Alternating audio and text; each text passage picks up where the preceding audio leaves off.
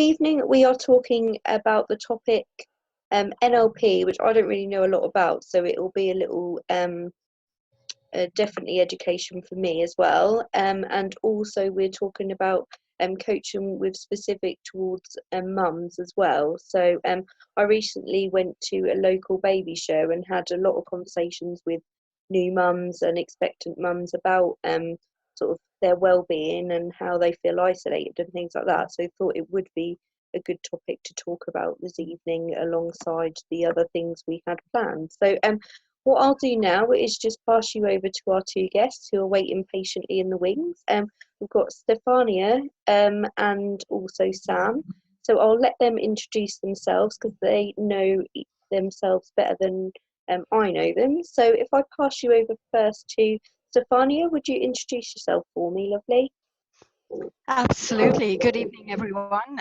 My name is Stefania, the business, and in essence, I am a traditional Chinese medicine practitioner, the treatment modality being acupuncture first and foremost, but I am also a neuro-linguistic programming practitioner as well as hypnotherapist.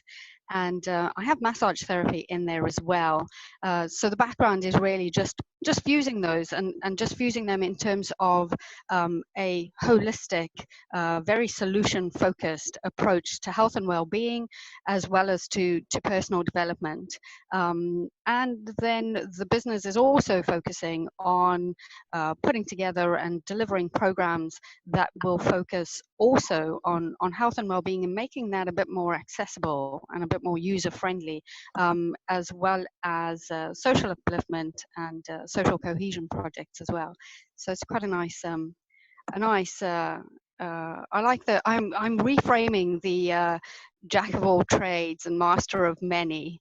So I'm coining that one for the night. At least they all go well together, though. That's the thing. Yeah, absolutely, Jack of all trades, and none of them collate together, and you wonder what's going on. But they all sort of partner well with what you're doing. Thank you ever so much. Could I ask you the same question, please, Sam? Could you introduce yourselves? Yeah. Hi, I'm Sam, Sam James, and I kind of help people find their happy, really. So I work particularly with women and with mums, and that's really come from a point of view of knowing how much this stuff has really helped me in the transition into parenthood. So it was whilst I was pregnant with my first child, I did my training in coaching, and I just find it's a really great way of giving somebody space, so kind of to really work through the stuff that's in their head, and it's a really kind of sacred space, really, because I have no agenda. I'm not kind of leading people in any direction. It's just, so whereas when we have a chat, even with like our best friends who we know really care about us, quite often they because they really care about us, they will give us their opinions, and they will kind of, so it's sometimes really hard to actually really work through what's going on in our heads because we'll hold stuff back and things. So I'm very much about creating that space for people to really work through what's going on, get some clarity, and to nurture their well-being. So a lot of it is around kind of looking after themselves as a whole, so similar to Stefania in terms of that holistic, not thinking about, because quite often we can kind of get silo thinking, where we just think about one part of our lives. So I'm a big believer that our hearts and minds are connected, and our hearts and minds and our bodies. So it's very much about working with people around any of that sort of stuff, really. So confidence, identity, motivation. And I can do that online, in person, and groups. So about a year ago, I started running a group for mums. We meet once a month, and it's just a space for mums to come together and really keep the conversation going around our well-being, because quite often that's the thing that gets dropped down the agenda. We're so busy caring for everybody else. So yeah, that's a little bit about me. Perfect. Thank you ever so much, Sam. It's lovely to have you both here, especially when what you both do goes really well hand in hand together. So thank you. Just want to say hello to some people who are watching. Hello there, Heidi, Jennifer, and my mummy, bless her, she's always at the party. Hi mummy, Lorraine, she's here as well, seeing what we're talking about this evening. I think there's a few people as well sitting in the wing, so feel free to comment and say hello to us, and we'll try and give you a shout out. Also, if you have got any questions along the way, please feel free to pop them in the comments below, and I'll do my best to scout through them, and we'll do our best to answer them. Or if not, Stefania and Sam can have a look over them after and get in touch with you privately if needed, or pop some answers in the comments and under the comments as well. So let's start about talking, Stefania, about NLP. What is that? Because I don't really know. I've heard the term sort of flitted about, but never really looked into it. So what is it in a nutshell? Okay, so NLP is the acronym for Neuro-Linguistic Programming. Now, according to Psychology Today magazine, it says NLP is the fastest and most powerful vehicle for personal change in existence, which is pretty exciting. So essentially, what Neuro-Linguistic Programming does is it studies our neural pathways and our the way that the brain will code things and our experiences and how it then communicates it, or how we store that sort of communication. So how we will communicate with ourselves through our five senses, how we're getting information from the outside world, again through our five senses, how we also communicate with the outside world. It's all of this, and code it and store it, okay, which then becomes our behavior, or which then goes to underpin how we respond to things and how we react to things, etc., etc. Now, once we understand that, we then have strategies to be able to go in and modify behaviors, so we can actually particularly if they've been traumatic experiences, or if they've been, cases of phobias, etc., etc., we can go in and reframe those. We can go in and moderate those. Obviously, we can't go in and erase anything, but we can, in some way, get the brain to recode how it has stored that particular experience, how it has stored that particular memory, so that we're changing the automatic response and reaction to it. And also, by understanding how the brain actually learns, it then becomes a really powerful and really effective tool for learning. And it doesn't really matter what the subject matter is. Start understanding this is how the brain is going to code things for me, then all of a sudden I can start using my brain, using that powerful tool that I have to start propelling me towards the goals that I want to achieve. And it doesn't really matter what the goal is, whether it's business, whether it's life changes, anything, absolutely anything. The strategies are pretty much the same. And once we have the strategies in place, we then are able to, if you wish, master our mind, but actually use the mind to conspire for us, rather than conspiring against us, which is sometimes what we believe. Wow. Does that explain it, Serena? That's amazing. A bit more. That sounds great. It is. It is. And you'll forgive me, but I talk with my hands because I'm Italian. But yes, I am very, very passionate about it because it is so fast, and so effective, in terms of when we start applying the strategies, which are actually really simple and really user friendly. And once we start applying those, and again, just understanding how we've gotten ourselves into the situation that we're in, and then understanding that almost those very same principles, sometimes that we've been operating on a very unconscious level, we can now do quite purposefully and by doing that purposefully, we can do it positively. If we've been able to get ourselves into these states with negative outcomes, then by the same reasoning, we can get ourselves into very positive outcomes using these strategies. So I get very excited about my neurolinguistic Yeah, programming. you could tell your passion. It definitely shows. With So I'm quite a business mind, so I suppose how I have sort of interpreted it is, for sort of my simple terms, is that it's almost like having, say, a marketing campaign or something like that, and you have to actually analyze the results of that to then change the way you do things, so then it's a better outcome down the line. Is that right then? It's looking about Absolutely. your behaviors and how you've reacted to situations and how your brain's coding and working to then be able to sort of almost interrupt them and change things to get better outcomes. Is that right? Absolutely, Yeah. absolutely. You kind Glad. of nailed it, Serena, which is brilliant because you've also brought in a lot of the key words as well in terms of, I love Richard Bandler. I think, phenomenal because he comes out with some expressions, and his key thing is, if we want a different outcome, we don't keep repeating the same behavior. So if I am getting a particular result that I'm not happy with, and it doesn't really matter, whether that's with my nutritional program, whether it's my exercise regime, or whether it's my business, or whether it's my relationships, or anything, it doesn't really matter. But if I'm getting a result that I'm not particularly happy with, then something's got to give.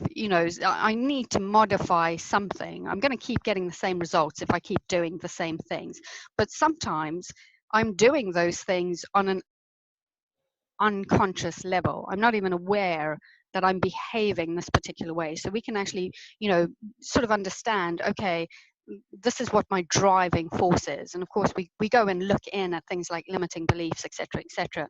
The other key word that you highlighted for me was interrupting. So very often we get into this loop, and this is where my passion grows even higher, if you can imagine that it does. But we get into that loop of, I can't change. This is my personality. This is my character. Oh, well, this is just the way I am.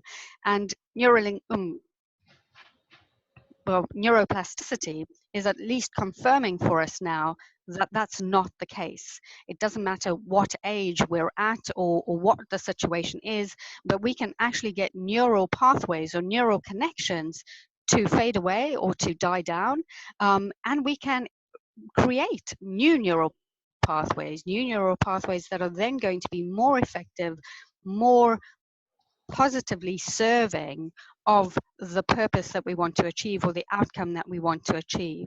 So again, I bring into, I run a number of seminars, sort of breaking down. So we look at limiting beliefs. How do they come into play? How do we start breaking through them and overcoming them? Because it is that very unconscious driving force. So we'll get to a point where we're just so close to achieving the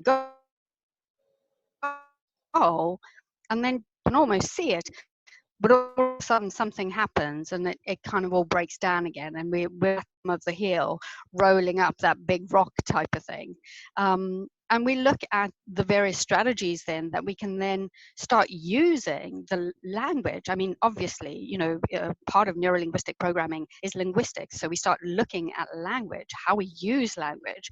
Sam's going to be, in terms of coaching and that sort of thing, if we tell a child, don't run, what do? They're going to bolt, they're going to run, because the brain, the way Tell that it me will don't process, it will run. process the positive. Friends. I'm terrible. Absolutely. So it will process the positive, and then it kind of connects and says, oh, hang on, I'm not supposed to run. So we always give the instruction of the behavior that we want. So if we don't want the child to run, we will say stop, and an understanding that these principles will work for us adults as well. We then look at visualization, and one of my favorite subjects is the reticular activating system, how the brain actually works to make visualization effective. You know, the connection between mind and body, and how those neural pathways will fire, how they get to fire more quickly and more automatically. You know, we perhaps most of us have done it in terms of learning to drive a car. You know, when you're first learning to drive, you're having to consciously think of each individual process, you know, clutch in, gear, shift, etc. But it then gets to a point where you've repeated it so many times that it becomes automatic. You know, so we look at how does this work, look at the science behind it, because I'm very keen on the science. You know, what I do love is that Eastern philosophies have been kind of telling us this for thousands of years, but finally science is actually confirming it, so we're now more open to believing it. You know, Yeah. and we now use the more scientific terminology, which people are more receptive to. Well, it's almost Yeah, like so the facts to back it up, isn't it? Now we talked about. I'll just say hello to Gloria because she's just popped on to say hello. So hello there, Gloria. Also in the comments, ladies, as you're watching, if there's any limiting beliefs or anything, we've just mentioned. Stefania's mentioned that. But limiting beliefs, I've been looking at my own lately and working through a few things. And so if you have anything that you kind of you know, are creating barriers for you that you believe, or you've noticed that someone else in your life maybe believes, then please feel free to comment and share anything below. Now, Sam, let's just move on a little bit and talk about limiting beliefs with mums, because being a mum, and obviously being a mum of a 6-year-old and a 2-year-old, my 2-year-old, obviously it wasn't long ago where he was a newborn, and I you know, limiting beliefs was were the queens of my mind, basically. That were, you know, that was all the strength that I've ever gained in my whole life after having a child, and my crazy brain, whatever was going on, the hormones, the chemicals, and all of that, toyed with the fact that I still had a 4-year-old at the time to sort out, and a family to feed, and a dog to walk, and few businesses to run, and whatnot. So limiting beliefs for mums and the way their brain works must be horrendous at times. I think it's one of the biggest challenges is the fact that quite often, you know, you've already talked about that kind of the hormonal changes that we go through. We are literally not the same person that we were before we had our children. And I think we really underestimate all of that. And I think, you know, it's all about getting back to normal again. And, you know, like, I'm going to have a baby and I'm going to still be the same person and carry on doing all the things that I was already doing, plus be mum. And I think we don't give ourselves much credit, and we don't give ourselves very much time to adjust to that transition. I've got a really good quote that I'd like to read out from a research paper that's actually The Pains and Pleasures of Parenting is the research paper that I'm kind of ploughing my way through at the moment. But it starts off with this lovely quote, which I think kind of sums a lot of it up. The birth of a child instantly changes how we define ourselves. Women become mothers, men become fathers, couples become parents. Our priorities shift in fundamental ways. Parenting may be the most rewarding experience, but it is also the hardest and most humbling. And I think when you look at the scientific stuff around parenthood and our well-being and kind of our happiness, actually the results are they're really complex. There's no one definitive, yes, parents are happier than non-parents, because there's so many variables go into that mixing bowl. And I think that's what we face as mums, is that actually we're all coming at different ages, different stages in our lives, different contexts. You know, sometimes we are in a relationship, sometimes it's relatively stable, other times we've got kind of complete kind of chaos going on around us, and that then all feeds into you know, put on top of that tiredness and hormones, and then getting bombarded with, it's that kind of thing, isn't it? When you become pregnant, everybody suddenly has all their stories they want to tell you about their births or somebody that they know's birthing experience. But a lot of it, actually, people like to tell us the horror stories. They like to tell us the stuff that doesn't go to plan. They like to tell us the things that, so then we're already getting bombarded with all this information, and it starts to become really hard to trust ourselves and our gut instincts. I think that's then where the negative self-talk kind of tends to come in, and it can be really debilitating for a mum who's maybe suddenly finds herself in a position where her social networks have changed. You know, maybe she's the first out of her group of friends to become a parent, and then suddenly any kind of self-doubt she's got maybe around friendships and stuff suddenly comes into play.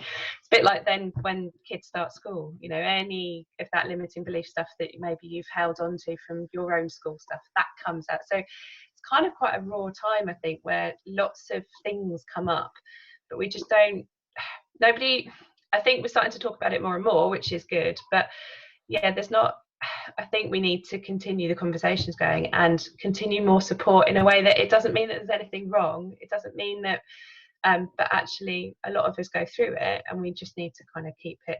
Well, you've also got that flip side you mentioned there about the you know, you have a lot of people telling you the negative things, and they like to say, you know, what has gone wrong, but you've also got social media and that facade that is, you know, this is my child, they're perfect, they're clean, they've not got poo all up their back, they're perfectly groomed, life is incredible. You know, that one snapshot of the day where the day was going well, they post online and how perfect motherhood is, and then you're the one sitting there scrolling through social media when your child's like next to you screaming with like puke all over them, and you're thinking, yeah, that's like almost expectation versus reality, and that then has a negative. You then have limiting beliefs on your ability as a mother or a wife or whatever because of those things as well, I suppose. Yeah, I think social media is definitely, it kind of, it adds to, well, it's a double-edged sword. It can be, you know, I know from my own experience, there was points where actually it was my friends in my phone in the middle of the night that were the ones that kind of, when I would put something out in kind of in particular groups, so it wasn't necessarily a status that the whole world could see, but it was a, you know, is there anybody else up, or is it only me that's got the child that's up every 2 hours? And then I would get the support from people in a kind of, no, I'm here, and then you kind of, so actually it can be a supportive environment, but I think that it's also, you're right, I think so many people, they post their best bits. We don't then tend to talk about the not so good bits, which then does just compound any kind of doubt that you've got in your ability to parent, or then you just kind of think that you're the only one because nobody else seems to be talking about it, so you must Well, be. I think there's never things, whatever it may be, whether it be focusing on motherhood or like anyone on social media, they never post like, my day's been okay.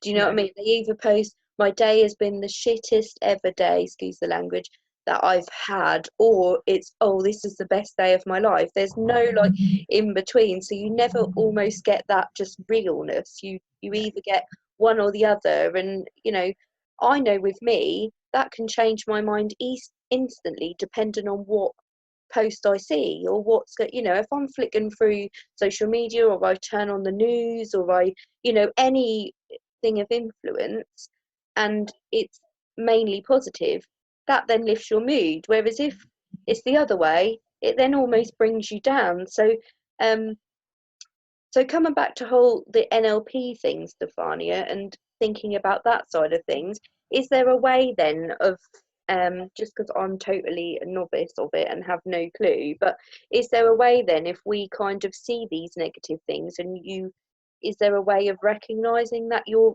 starting to feel this way and somehow changing that path, or? Absolutely, and Sam hit on it really, really nicely in terms of, you know, people who perhaps aren't intentionally trying to sort of, scare us or anything like that. They actually think they're helping us, by telling us that, oh my gosh. Now, if we just take it down to basics, okay, when we think of labor, what does that conjure up for you? Like, it's going to be hard, it's going to be long, it's going to be arduous. I'm crying. You're probably getting a well, you're probably feeling it already. You're kind of like, oh. So we've already set ourselves up for this being a difficult, unpleasant experience. Now, if I refer to the same process, but I say birthing process, what do you feel? Automatically, to me, wow, I might actually want to try that. Yeah. It takes away the fear, it takes away the pain, the all of the guilt, all of the emotions, etc., etc. All of a sudden, it is something that becomes far more acceptable, and perhaps even something that could be and again, this is also where I'm sort of, when I look back at my own experience and the people I had around me, etc., and obviously I'm not saying, they did it intentionally, but I recognize how important it is now for me to empower my daughter, so that when it comes for her to go through this experience, that it is a positive experience. Sam talked about hormones and that sort of thing, and so what we also know is that during the birthing process, we want to create an environment where those hormones are going to come flooding back for the mother, because that's then what's going to help her through this whole process. And I'm not saying that it's not going to, you're not going to feel anything, but again, rather than contractions, what if we're talking about surges? All of a sudden I'm empowered by the surge of energy, by the surge of something so naturally powerful. It becomes a totally different experience. Okay, so again, we're at this point now, and it's usually after the fact that we learn these things, or that we kind of think, oh gosh, why didn't I do that? Well, Like, that's interesting. before. As you're saying that though, when you first said labour, I said I was crying inside. Literally, my experiences of labour of just, they were both so different, but both horrendous. But actually, now you're talking about the surgeons and stuff, I feel actually quite, my mood, it just kind of being conscious of it.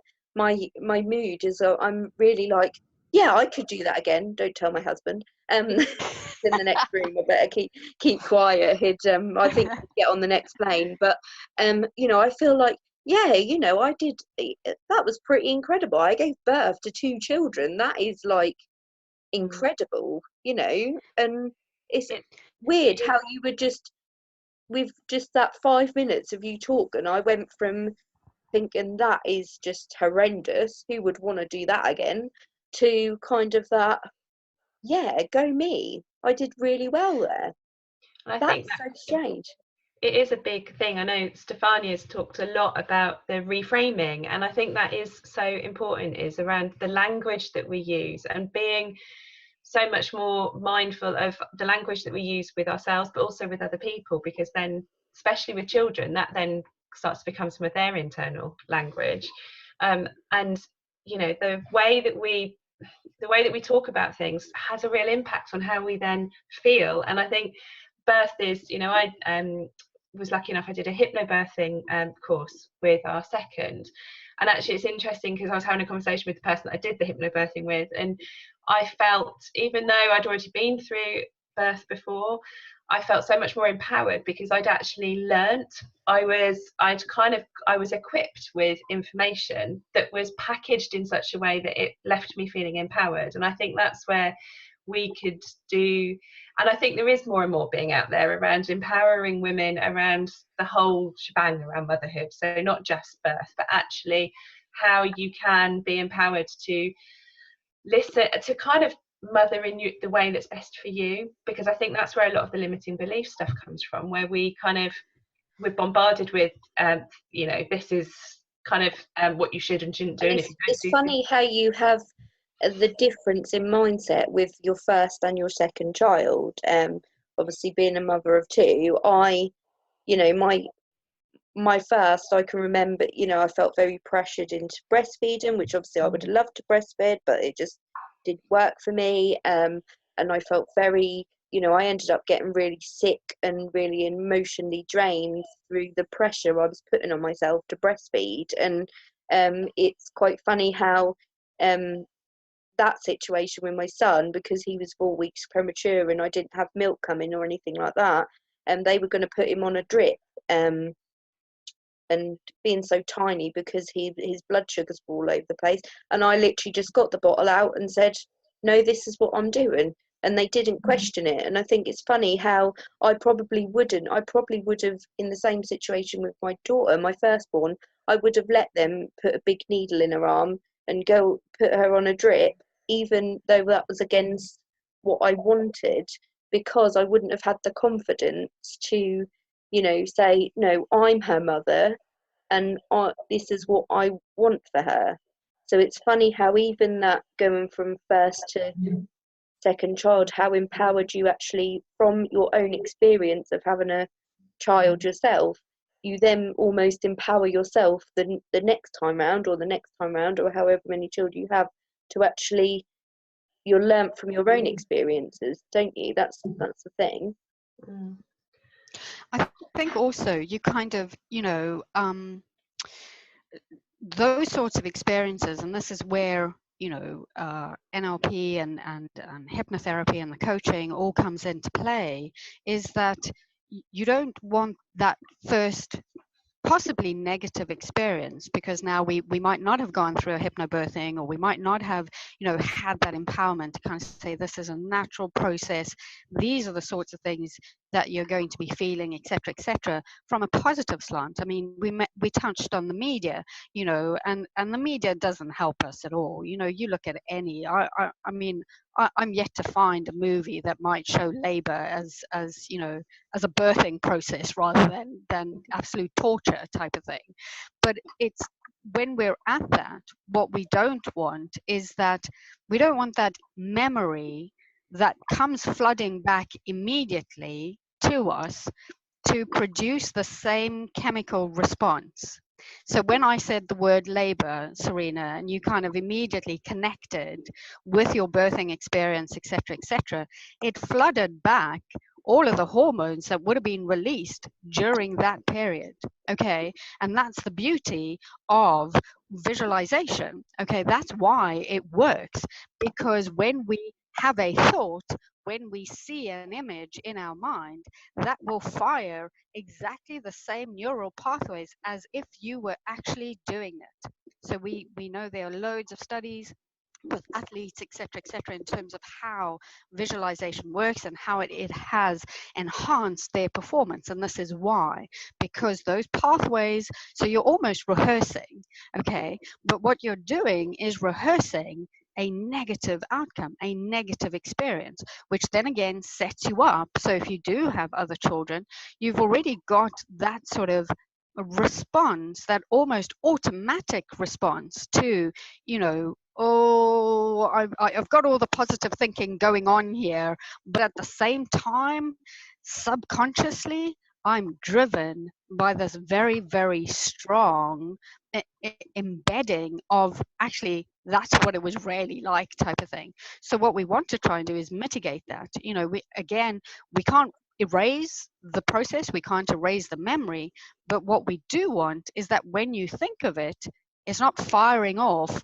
all of the negative emotions and responses to it that you're not feeling, so that you can think of that experience and kind of think, okay, that's how it was then, and look forward.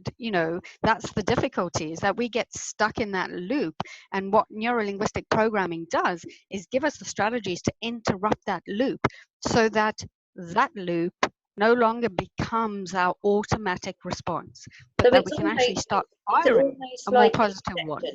like acceptance of what has been and changing the way you think of it by actually accepting the situation as it has been.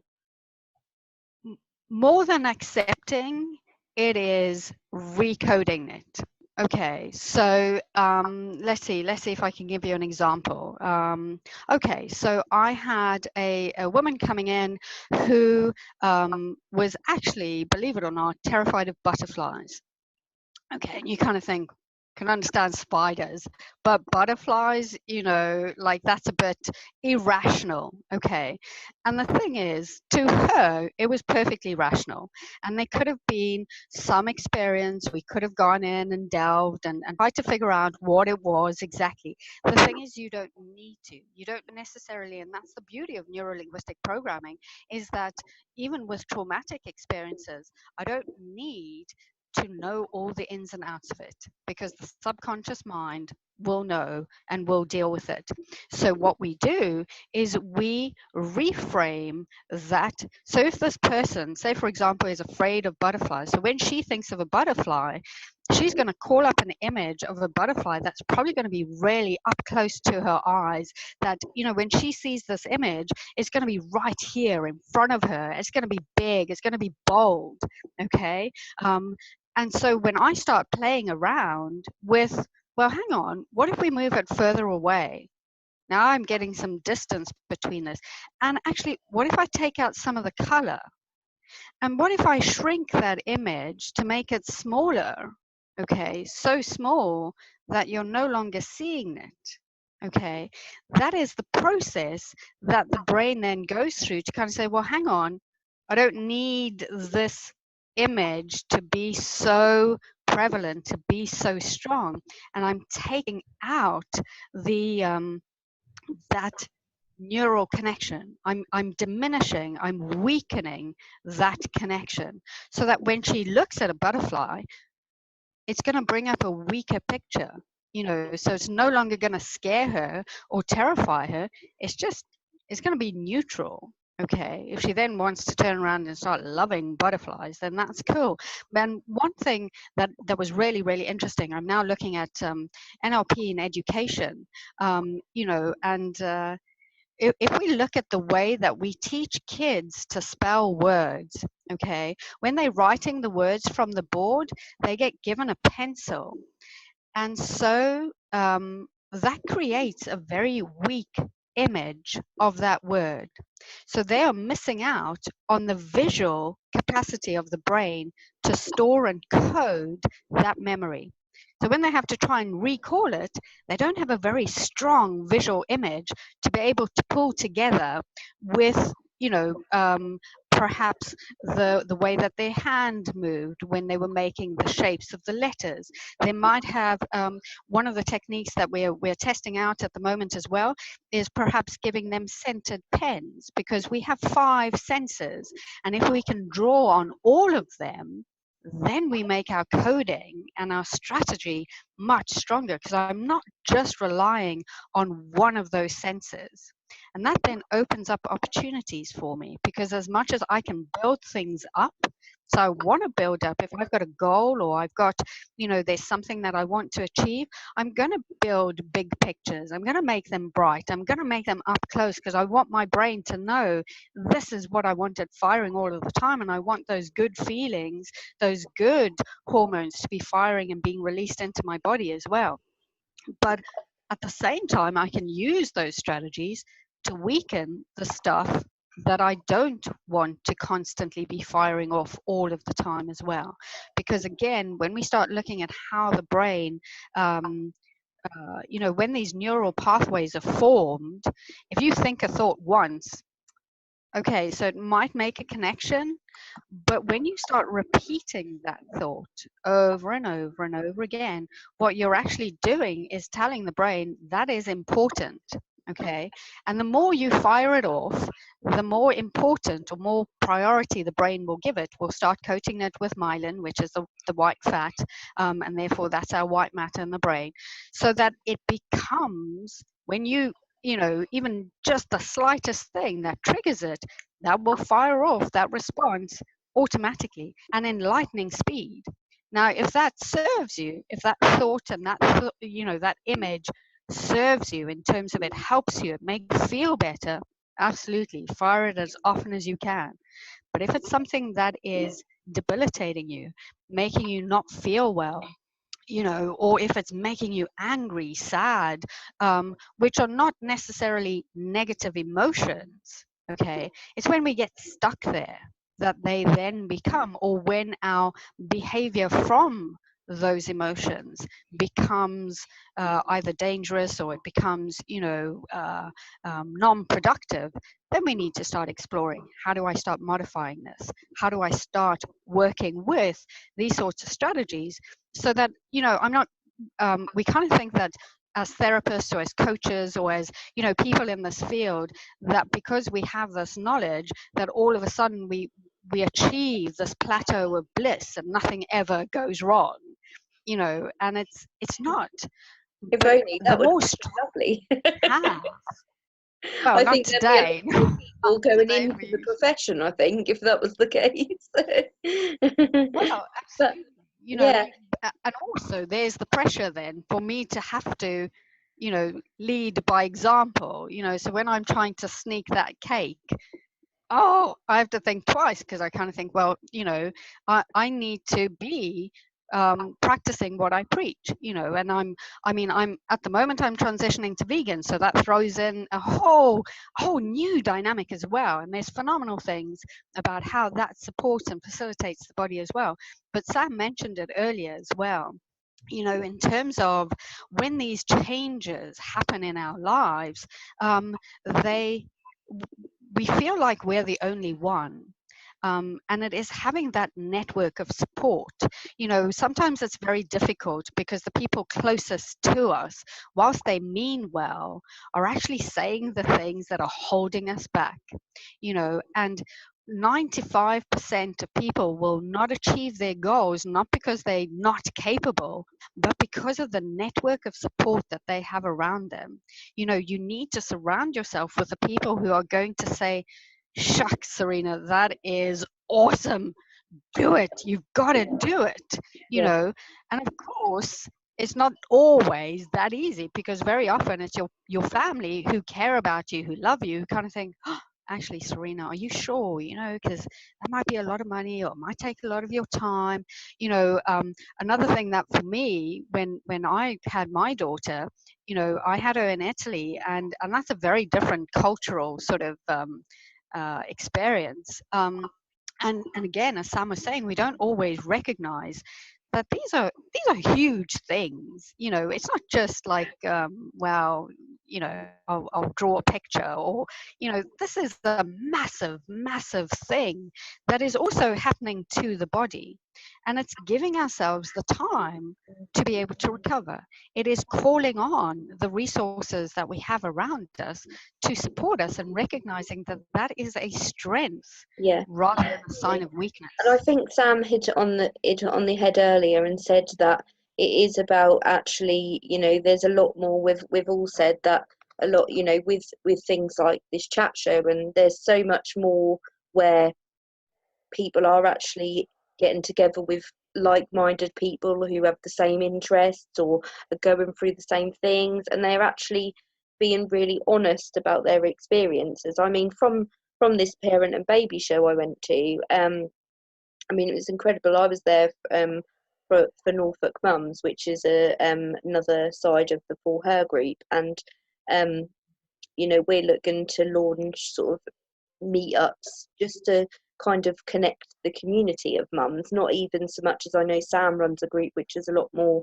more focused on feelings, isn't it, Sam, and more, focused a focus group than what these meetups would be. But you're still going to get those conversations where people are going to say, wow, I've been going through that, or oh, my child's not sleeping well because of that, or my, and I think it's quite a powerful thing when someone else who's going through the same thing. You don't feel lonely, you don't feel, and isolation was a massive thing that came up at this baby show. Almost, I think, when analysing the data that we collected, 86% of women said the meetups were needed because of isolation, because they felt isolated. And, you know, when being at home with a young child and not having, you know, that regular adult contact, you know, they just felt really lonely. And I suppose then that's where your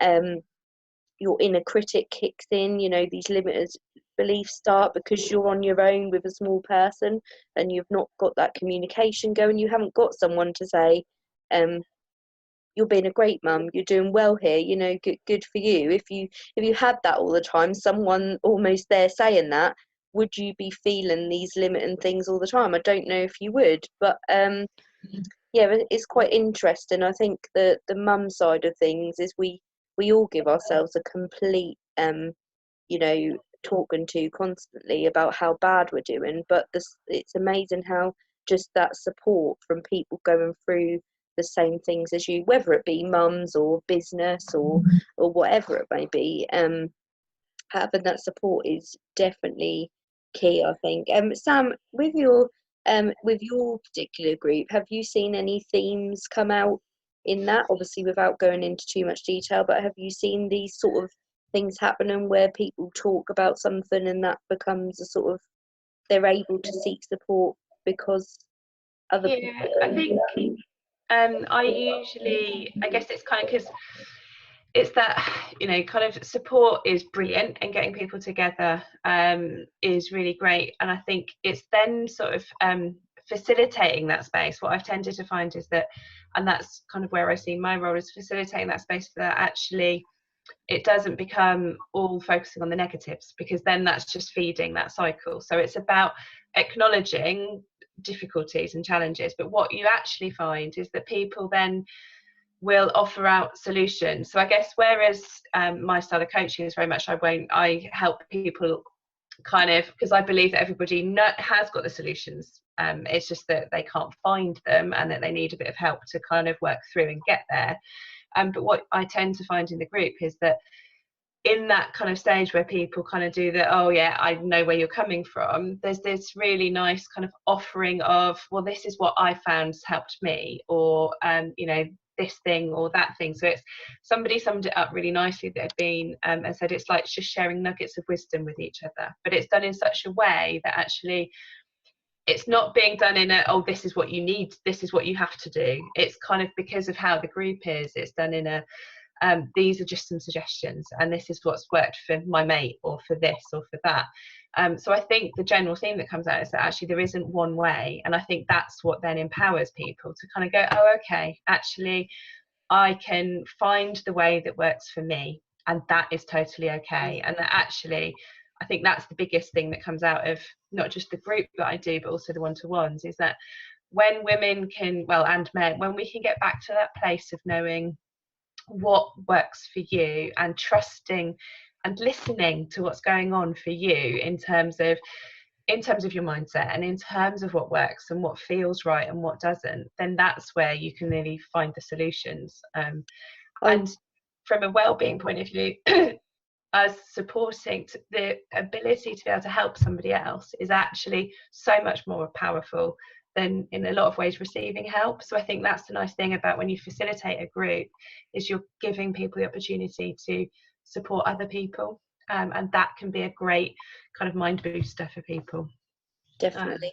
I think we've gone full circle really, because when Stefania was talking earlier about when we started off talking about NLP and saying how you know, we are all unique and we have to sort of you know, work out how we learn and how we process things, and you know, even though there might be, you know, there's that textbook or knowledge, but then it's kind of applying that to a specific person. And I think, you know, you then touched on that again, saying that you know, it's about what then, I suppose, from what Stefania said, it's kind of that way of analysing, way of learning, and then also then from that finding your way of a solution to any of those problems. So it's a kind of that two-way thing of making sure that both things are personalised to you, and that you're working through any problems you have in a sort of very personalised way, which I suppose that's what you both look at as professionals.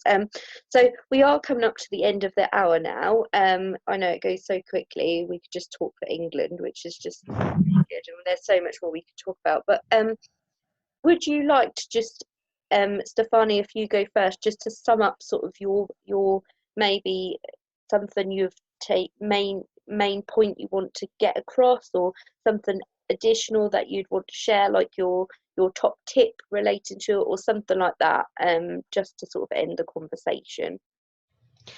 I think just kind of summing up that, I know we've been talking about mums and that sort of thing, so we'll keep it on the theme of mums as well. You mentioned it earlier in terms of community. Our family structures have also changed, where we might not have relatives close to hand, etc. And it's recognizing that if you're tired, then your body needs to rest, and sometimes we are very driven, again, through messages we're getting and conditioning we're getting through society, etc. But it's also, like Sam was saying as well, is sometimes when you just connect with your body, just honor that and give yourself the time. This is an extraordinary experience, and we get so caught up in the pressures of my baby has to sleep through the night, and I've got to feed every 3 hours, or whatever the prescriptions are. But it's very much about exactly that.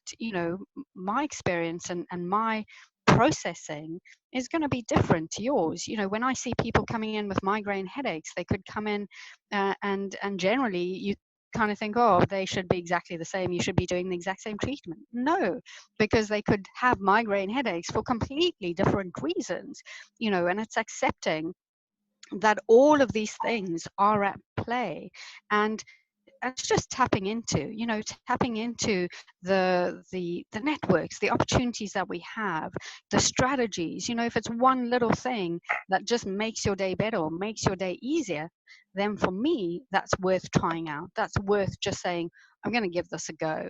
If it works, fantastic. If it doesn't, well, can I modify it? Can I do it differently so that it does work for me?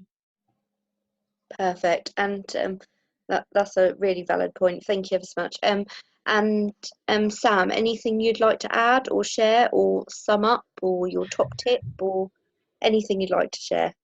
Yeah, I think carrying on from Stefania, really, and it's kind of at the heart of everything I do and I believe, is that to kind of just kind of feel empowered to really make your own choices, and the choices that are right for you, and that those change over time as well. So like Stefania said, try something out. It may well work the first time, but then actually don't feel that then is the only way. So it's kind of like keeping yourself in a position where you can kind of be curious. I love the word curious, and I think if we could empower more mums, especially new mums, to kind of just be curious about actually what works for them and for their babies and for their family unit, rather than feeling that they have to do it a certain way. So it's kind of like, and to kind of go, actually, do you know what, it's absolutely fine if your friend is doing this and it works for them, but if it doesn't work for you, that doesn't mean you're doing it wrong. Go and try, have a play, find out what does work for you. And I think if we can have more conversations like that, where it's about just kind of finding your own way through, and then I think that will stop more people from getting stuck. I think we get to a place where we stay in our own heads because we just worry that we must be doing it wrong. And I think if we can kind of strip that away and go, no, everybody's doing it their way because we're all different. And actually that's what, kind of like there's some really, evolutionary, like if you look at those kind of things in terms of different animals that hunt together, because if they hunt together, they bring different strengths, and therefore they can take down bigger prey. And I think if we can start kind of saying that, thinking about that in terms of how we are, that actually as friends, as families, if we do things differently, that means that together we're stronger and we can kind of do more. I think, that would really start changing how we think about stuff, that just because we're not doing it the same as everybody else doesn't mean we're doing it wrong. Yeah. Fabulous. That's really great advice. Thank you ever so much, both of you, for joining me this evening. It's been a really insightful chat, and I feel I've learned a lot. So thank you so much. I've been, Serena, yes. sorry. As you can see, I've got someone photo bombing at the back here. So this is the joys of lone parenting and running a business. But she'll give a wave if she can, please. Of course, it's way past her bedtime, so I've got it all wrong in the book there as well. We were then saying that you do it your own way, so you know whatever bedtime Absolutely. Wow, you see, it's working anyways. What's her name? Isabella. Oh, hello, Isabella. I've got an Ella, so it's quite similar. I'm hoping she'll be Wow. fast asleep though. Oh, lucky you. Lucky you, Serena. What do you do? Thank you so much. Right. Pardon? It's lovely to see you both. Thank you so much. I'll just touch on our next chat show, which is on the 8th of October, so 2 weeks time, 8 o'clock Greenwich Mean Time.